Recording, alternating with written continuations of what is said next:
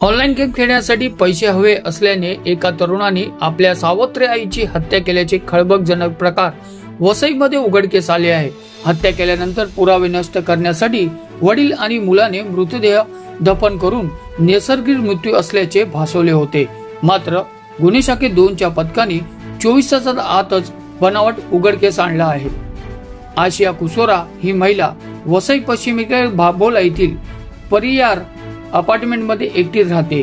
तिचे पती अमीर कुसोरा हे पहिल्या पत्नी आणि मुलासह वसई पूर्व गोखिरा येथील राहतात। त्यांचे टूर्स अँड ट्रॅव्हल्सचे व्यवसाय आहे। मुलगा इब्राहिम कुसोरा याला मोबाईल गेम खेळण्याचे व्यसन होते।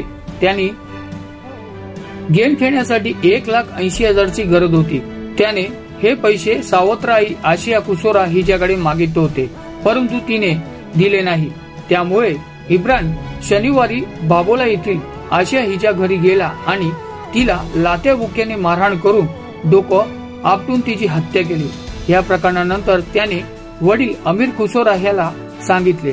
त्याने त्या दोघांनी मग मृतदेहाची विल्हेवाट लावण्यासाठी तो मृत्यू नैसर्गिक असल्याचे भासवले।